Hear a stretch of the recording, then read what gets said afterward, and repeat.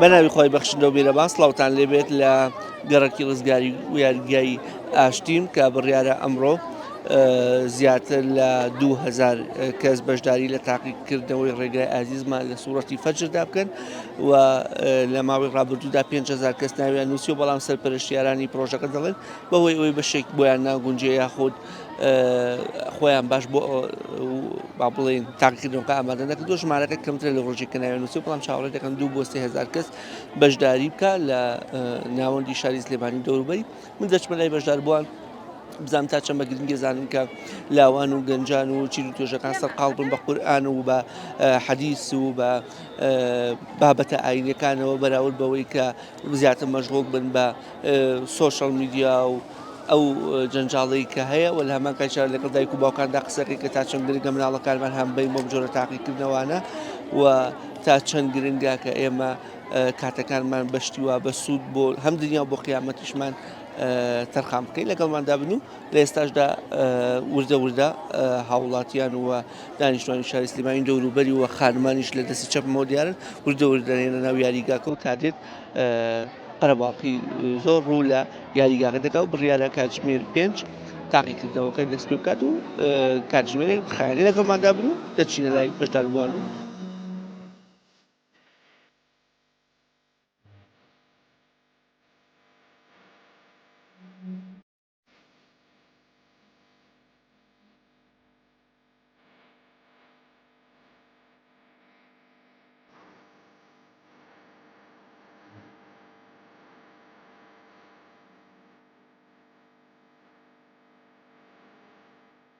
تا چەند دڵخۆشی لەوەی کە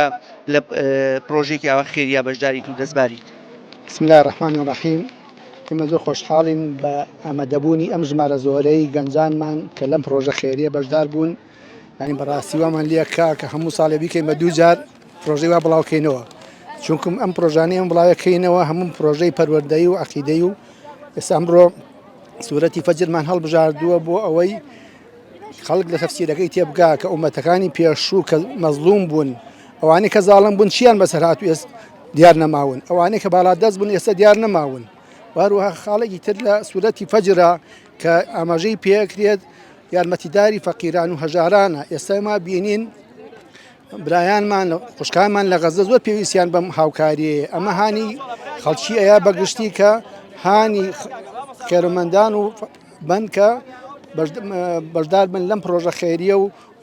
بتوانن هاوکاری برایان و خوشکان و وهروەها فەقیرانی ناوخۆشمان بکەین. مامۆستا تا چەند گرنگە کە ئێمە ومانان هەوڵ بین مناڵەکانمان لە دەوری پرۆژەیەکی ئاوا خێری کۆ ببنەوە، واتە مەشغوڵ نەبن بە مۆبایل و ئایپاد و ئەم شتانی کە کۆڵێ بێسوودن و کاتێکی زۆریشی منداڵان دەبن بەم پرۆژە خێریانەوە سەرقاڵ. گەنجانی ئێستا بەداخەوە زۆر مەشغوڵی ئایپاد و مۆبایل و ئەوانن کە هیچ خێرێکی تیانێ بۆیان، تەنها مێشتیان هیلاکە کات و مەشغوڵە بن بە شتێکی بڵێن بێخێرەوە. ئەم پرۆژە خێرانی کە ئێستا کە بەشدارن تایە هەم خێری قیامەتیان دەستەکەوێ هەم لە دینەکەشیان شارەزابن. بۆیە بەشداربوونی گەنجان و لاوانمان لەم پرۆژانە هەم لە دینەکەش تێگەن، هەم تەفسیری قورئان تێگەن، ئەزانن قورئان چی تایە و ئاماژەی بەچیەکە. هەم بۆ دایک و باوکانیش خێرێکی گەورەیە کە مناڵەکانیان بێنە ئەم شوێنانەوە لە تایکردنەوەوانە بەشدار بن و کۆشش بکەن و خێرێکی گەورەیان هەیە ئینشاڵڵا. الحەمدولیلا ئێمە بینین بەڵێن لەم ساحەیە عایلەی وا هەیە، خێزانی وا هەیە بە کاملی هاتووە، باوک و دایک و مناڵ و بە خێزانی هەمووی هاتوون. یعنی ئەمە گڕوتینێکە بەوەی کە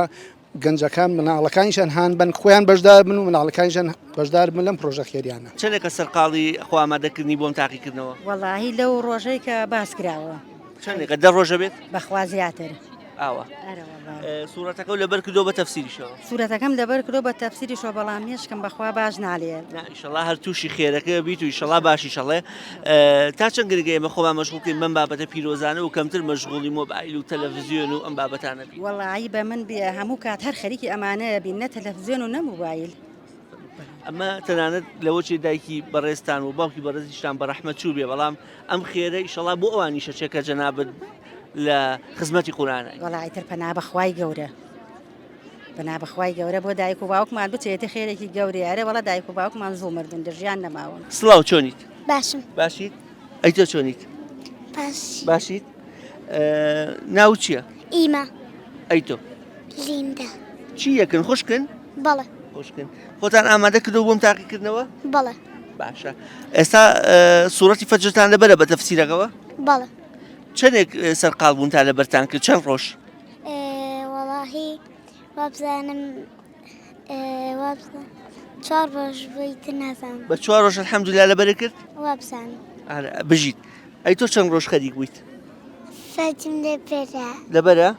تۆزێکمان بۆ خوێنیت؟ فەجم لەیار ليلي هذه داخل لتخزي أرم طريق بعض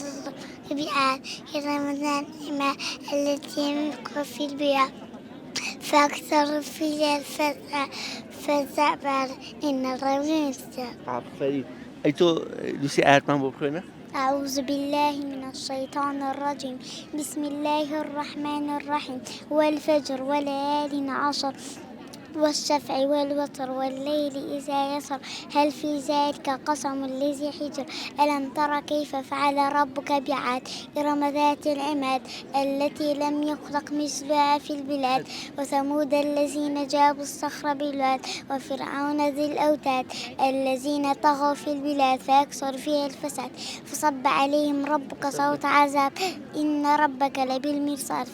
فأما الإنسان إذا ما ابتلاه ربه فأكرمه ونعمه فيقول ربي أكرمن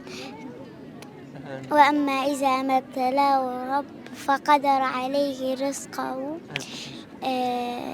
هل بجي كي هاني داي كي هاوكاري كردي لمالوا دایکت باوکت یان کێ؟ دایکت هەر بژیت دایک بەشداری کردووە؟ بەڵێ هەر بژیت تەمەند درێژ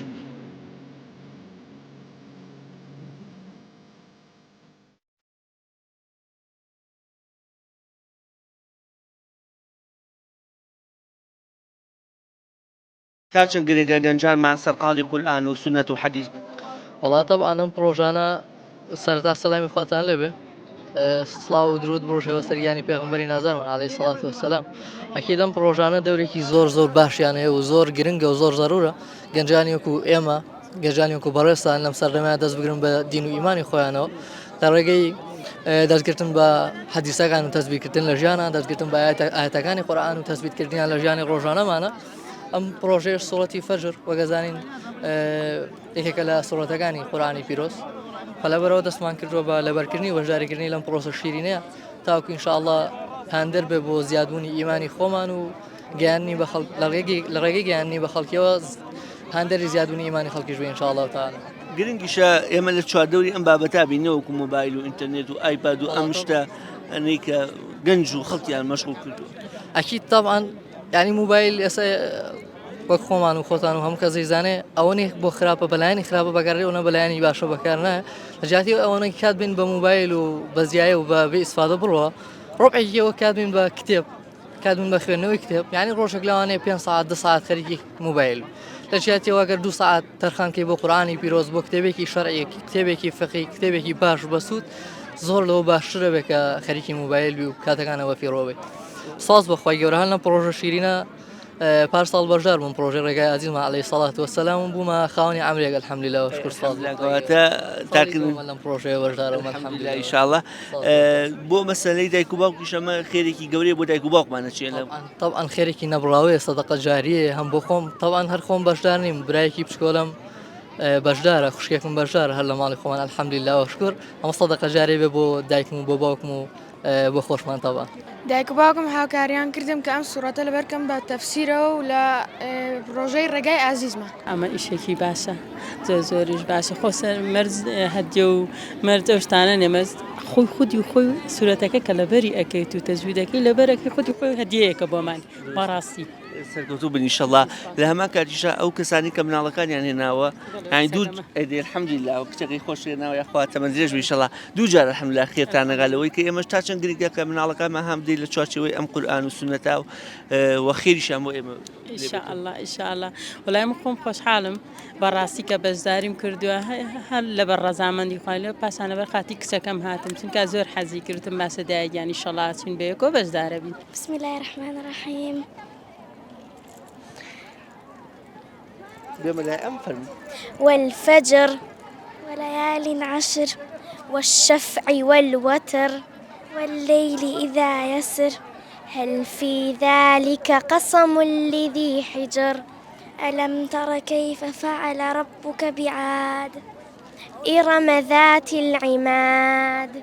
التي لم يخلق مثلها في البلاد. بعد أي أخيرة كي بالله زور باشا فرمي. يا نبأ أو باشا فرمي. يا أيتها النفس المطمئنة شاینی باسە بە ئیمانداری سەرفراز لەسەر مرگدا دەوترێت ئەی خاوەنی دڵ و دەرونی پڕ لە ئارامی ئەی ئادەمیزادی ژیر و هۆژمەند کە لە تەمەنی کۆدایی دنیادا بە جوانی پەروەردگارت دەتپەرست. ارجعي إلى ربك راضية مرضية لە خوددا ڕازیت و ئەویش لە تۆ ڕازیە. فادخلی في عبادی وادخلی جنتی بچۆرە ڕیزی بەندە چاک و نازدارەکانمەوە دە بچۆرە باشتە ڕازاوە خۆشەکەمەوە. هەر بژیت کی هاوکاری کردوون لە ماڵەوە کاوە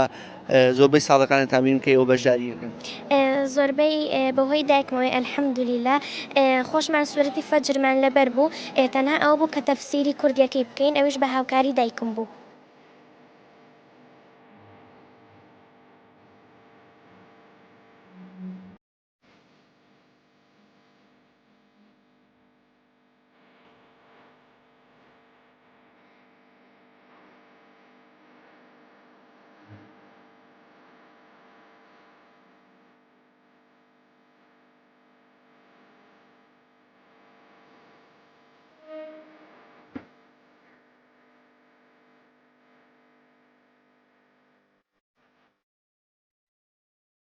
وەکو یەکێک لە نوێنەری کۆمپانیاکان بڕیارتان داوە کەسی یەکەم کە لە تاقینەوە کەس سەرکەوتووە بێ ئەوە ئەمرەیەکی بۆکەم بە خەڵات و لامان کاریشە دواتە 4 ئەمریکتان کردووە بۆ بەتەمەنترین ئافرەت و بەتەمەنترین پیاوە و لە پاشانی جواب بزانم بۆ خاوەن پێداویست تایبەت و نابینەشکوتانە پێما خۆشە باسێت لە ئەو خەڵاتانە بکەن کە تەرخانتان کردو. ئێمە وەکو کۆمپانیای حەج و عەمرە سەرەتا ئەمرێکمان کرد بە هەدیە بۆ ئەو کەسێک کە یەکەم ئەبێ لە پرۆژەیە و پاشان هاتی ناو پرۆژەکە بینیمان هەندێک کەسی خاوەن پێداویستی تایبەتی تایە و هەندێک پیاوی بەتەمەن و ئافرەتی بەتەمەنی تێدایە خۆشحاڵ بووین کە ئەمرەیان بۆ بکەین بە هەدیە و بتوان سەردانی ماڵی خوای گەورە بکەن و لەو خێر و پاداشتە بێبەش نەبن. مامۆستاتا چەند گرنگە کە ئێمە هەوڵ بین منداڵەکانمان نەوەکانمان کەس و کارمان لە چواردەوری قورئان و حەدیث و سوننەت کۆ بکەینەوە لەبەر ئەوەی کە مەشغوڵ نەبن بە ئینتەرنێت و مۆبایل و هەندێک شتی بێسوودە. طبعاً ئێمە ئەبێ بە ڕێژەیەکی زۆر هەوڵ بین منداڵەکانمان و ئەو کەسانی کە نەوجوانن مەژغوڵیان کەین بە ئیمتیحانی ئاینی و قورئان و حەدیث و فەرمودەکانی پێغەمبەری خوای گەورە صلی الله علیه وسلم نەوەکو هەندێک شتی لاوەکی مۆبایل و یاری و چوونە دەرەوە و ئەو شتانە زەرورترینیان ئەوەیە کە پاداشتەکەی بۆ دایک و باوکێتی و پاداشتەکەیشی بۆ خۆیەتی پاداشتی خۆی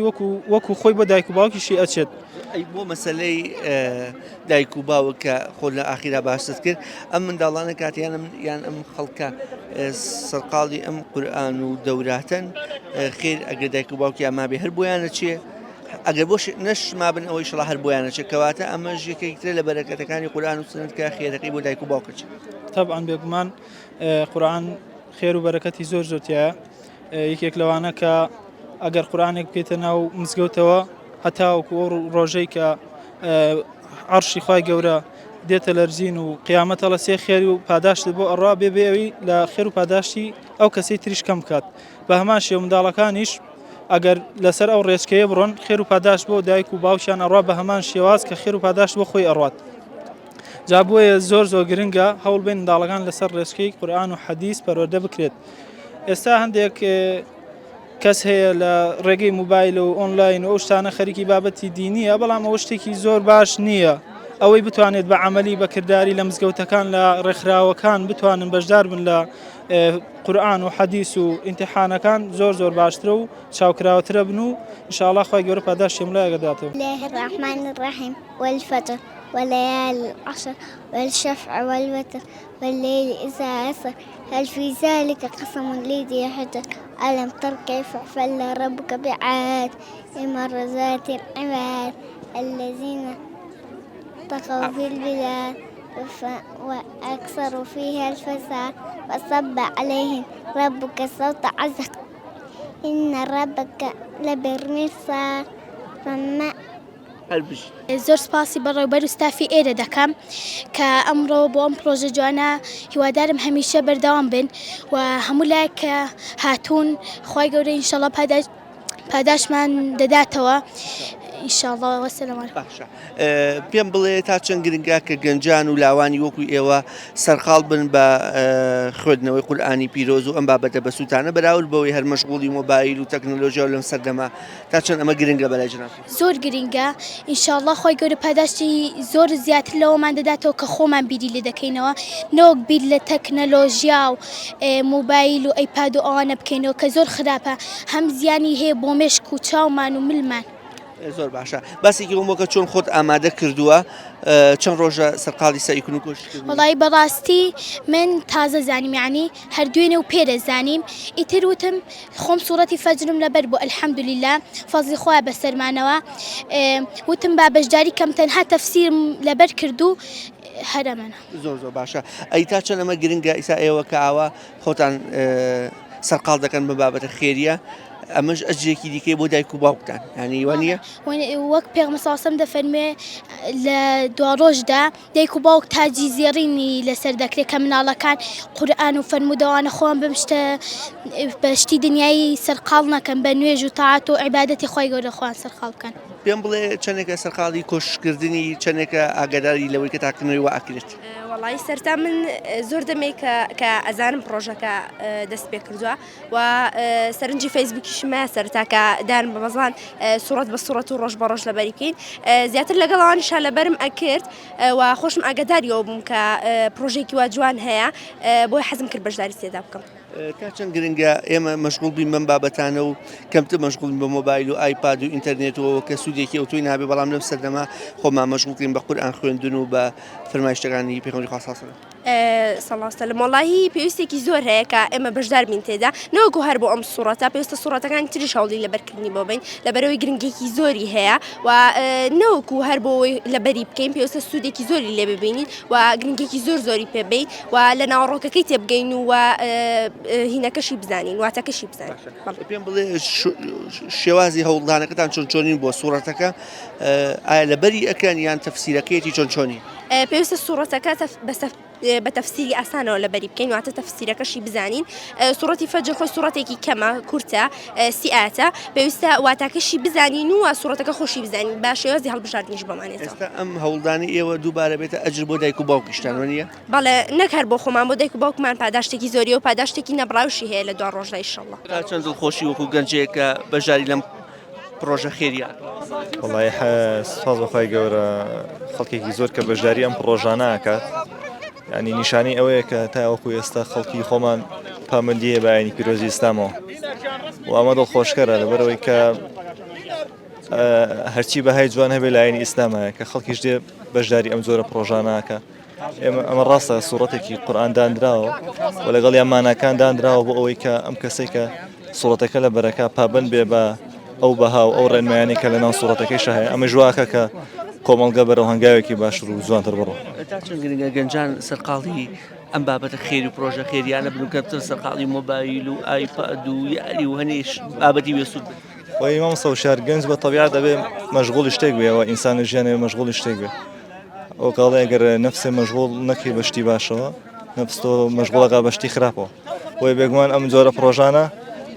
یعنی قابل ئەوەیە کە پشتگیری بکرێن و بەردەوام ساڵانە و مانگانە ئەنجام بدرێن بۆ دایک و باوکانی ژەمەش سوودێکی نەبراوەیە کە تۆ منداڵەکە دەنێتە پرۆژەیەکی هاوشێوە تووشی خێر دەبێت منداڵێک کە لێرەیە هەزاران منداڵەیەکە لە شوێنێکی غیرە قابل ئەوەیە کە ئینسانی مسلمان لێبێ بۆ ئەگەر تۆ بیهێنی بۆ ئێرەوە و لە ڕێی ئێرەوە ئەمە یەکەم هەنگایە بێەوە دەستێگرێ بەرەو کۆمەڵشتی باشتر کە ئەتوانێت لە ڕێڕەوی ژیانی ئەو منداڵیان ڕێڕەوی ژیانی ئەو گەنجە بگۆڕێ تاوەکو دوایە بێ بە خێر و بەرەکەت بۆ دایک و باوکیشی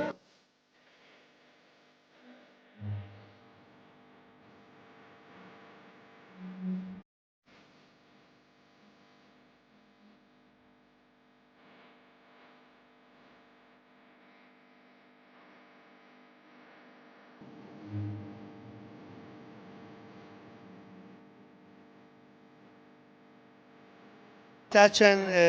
پێت خۆشە کە بەشداری لەم تاقیکردنەوە؟ وڵا هەر زۆر حەزم لێ بوو جا دایک و باوکیشم هانیاندام بێم بۆ ئێرە ترخۆشم زیاتر حەزم لێ بوو. هەر بژیت تا چەند گرنگە هاوتەمەنانی ئێوە و هەمومان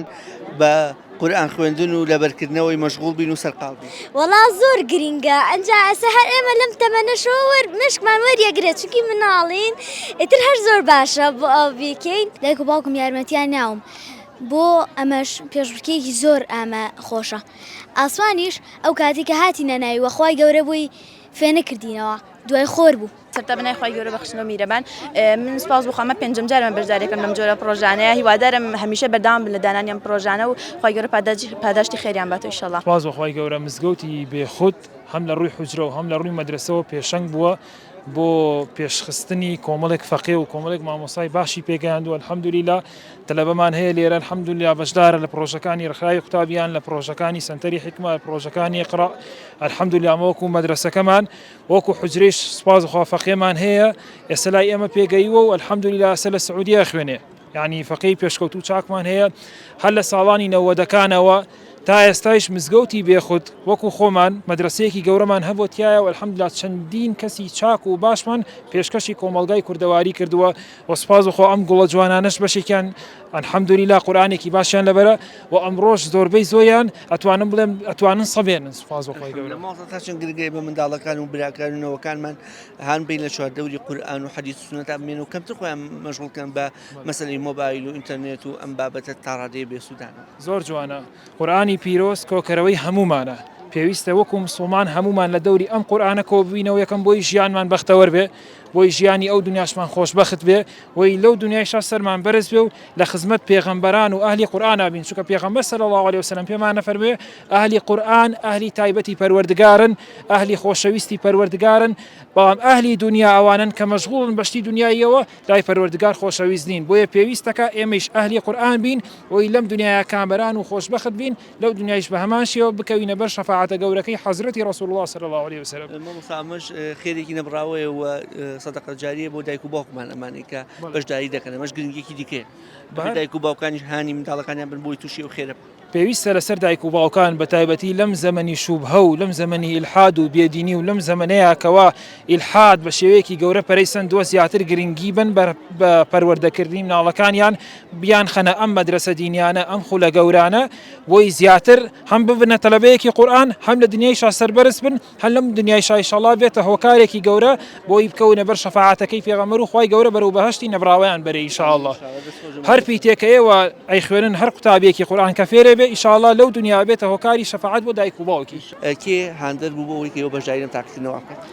وڵا دایکم ئاگاداری کردینەوە ئیتر دوایی کە زانیم پرۆژێکی لەم شوێیە دڵخۆش بووم پەپولەشم ئاگادار کردەوە وتم وەرە هەردووکمان بێکەوە بەشداریەکەین هەم ئەجر و پاداشتێکمان بۆ نووسرێ و هەمیش لە دنیای کارێکی باشە بۆ خۆمانەکەین. تا چەند گرنگە کە ئێمەی گەنجان و ئێوەی گەنجان هەمومان لە خزمەتی قورئان و حەدیث و سونەت بین کەمتر خۆمان مەشغوڵی مۆبایل و هەندێک بابەتی دیکە بکەین. بەدڵنیایە گرنگێکی زۆری هەیە هەم بۆ ڕۆژی قیامەتمان ئەتوانین خاڵ و پۆینت کۆکەینەوە ئەگەر نمرەی تەواوی شنێنێ ئەجر و پاداشتەکەمان بۆ نووسرێ ئەمە هەم گرنگی هەیە بۆ بەرزکردنەوەی ئاسی دینی کۆمەڵگەوە هەم بۆ ئاسی ڕۆشنبیریش.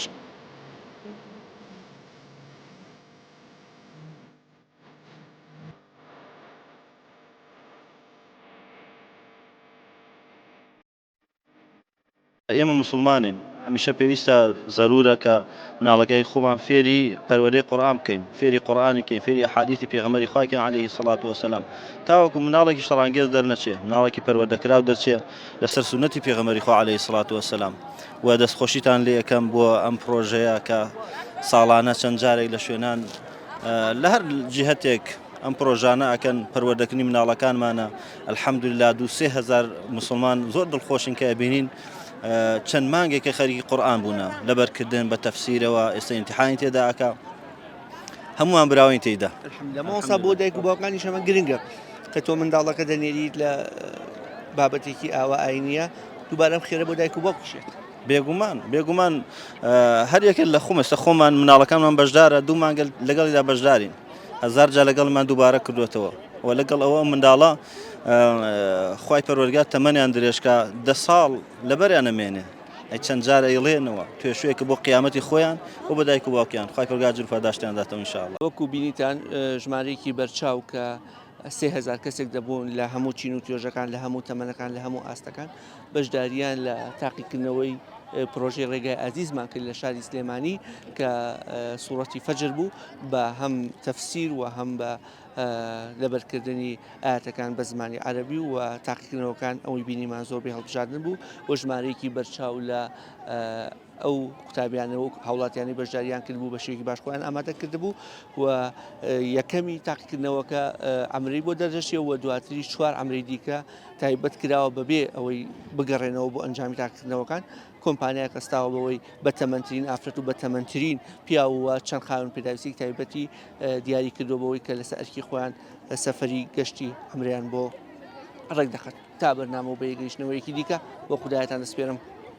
کە سپاردەزای دەکات.